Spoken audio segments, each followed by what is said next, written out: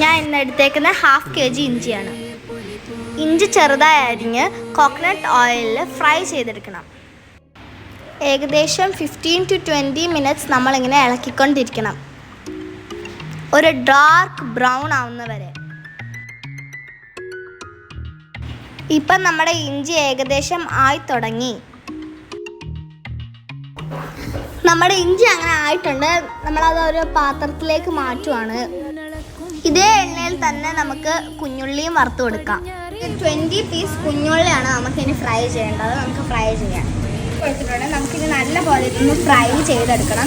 Brown colour ആവുന്ന വരെ fry ചെയ്യാം. അപ്പോൾ നമ്മുടെ ഉള്ളി ആയിട്ടുണ്ട്. നമുക്കിത് കോരി മാറ്റി വെക്കാം. അപ്പോൾ ഇത് അരമുറി തേങ്ങയാണ്, ഇത് ചരണ്ടി എടുത്ത തേങ്ങയാണ്. അപ്പോൾ നമുക്കിത് ഫ്രൈ ചെയ്തെടുക്കാം. ആ സെയിം എണ്ണയിൽ തന്നെയാണ് നമ്മൾ ഈ തേങ്ങയും വറുക്കുന്നത്. ഇതും ഒരു ഡാർക്ക് ബ്രൗൺ ആവുന്ന വരെ നമ്മൾ വറുക്കണം. അപ്പോൾ നമ്മുടെ തേങ്ങ ഇവിടെ ഡാർക്ക് ബ്രൗൺ ആയിട്ടുണ്ട്. അത് നമുക്ക് കോരിയെടുക്കാം. അപ്പോൾ നമ്മൾ വറുത്തെടുത്ത് ഇഞ്ചി, ഉള്ളി, കുഞ്ഞുള്ളി, പിന്നീട് തേങ്ങയും കൂടെ നമുക്ക് കുറച്ചുകൂടെ ആറാൻ വെക്കാം. ഇപ്പം നല്ല പോലെ ആറിയിട്ടുണ്ട്. നമുക്കൊന്ന് അരച്ചെടുക്കാം. കുറച്ച് വെള്ളം കൂടെ ചേർത്ത് നമുക്ക് നല്ല പേസ്റ്റ് പോലെ ആക്കിയെടുക്കാം. അപ്പോൾ ഇത് നമ്മൾ പേസ്റ്റ് പോലെ നല്ല പോലെ ആക്കിയെടുത്തിട്ടുണ്ട്. ഇത് നമുക്കിത് കറിയാക്കാം, ഇഞ്ചിക്കറിയാക്കാം. ഒരു പിടി വാളംപുളി എടുത്ത് നമ്മൾ പിഴിഞ്ഞെടുത്ത് വെച്ചേക്കാണ്. ഇനി നമുക്കൊരു ചട്ടി വെച്ച് വെളിച്ചെണ്ണ ഒഴിച്ച് കടുക് പൊട്ടിക്കാം. കടുക് പൊട്ടിച്ചതിന് ശേഷം കറിവേപ്പിലയും 2 ഗ്രീൻ ചില്ലി സ്ലൈസ് ചെയ്തേയും പിന്നെ 2 ഡ്രൈ ചില്ലിയും കീറിയിട്ട് കൊടുക്കാം.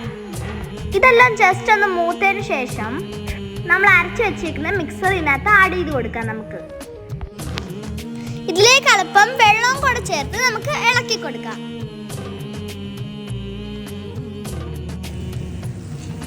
ശകലം കായപ്പൊടിയാണ്, ഉലുവാപ്പൊടിയാണ് നമ്മൾ ഇട്ട് കൊടുത്തേക്കുന്നത്.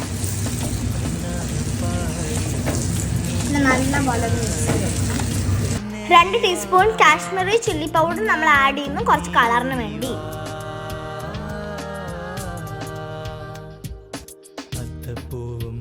ഇപ്പോൾ നമ്മൾ പിഴിഞ്ഞ് വെച്ചേക്കുന്ന പുളിയും കൂടെ ചേർത്താണ് ഇളക്കുന്നത്.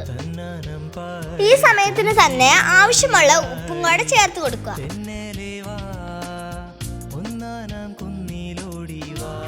ഇത് തിളച്ച് വരുമ്പോൾ കുറച്ച് മധുരത്തിനായി ശർക്കരയും കൂടെ ചേർത്ത് കൊടുക്കണം.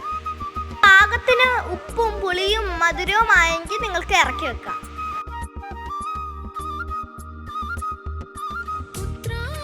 ഞാൻ ഉണ്ടാക്കിയ ഇഞ്ചിക്കറി ഞാൻ തന്നെ ടേസ്റ്റ് ചെയ്യാൻ നോക്കുകയാണ്.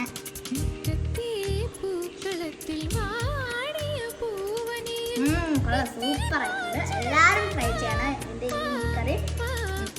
അപ്പോൾ ഇതെൻ്റെ ജയമയുടെ റെസിപ്പി എല്ലാവർക്കും ഇഷ്ടപ്പെടണം. അപ്പോൾ അഡ്വാൻസ് ഹാപ്പി ഓണം.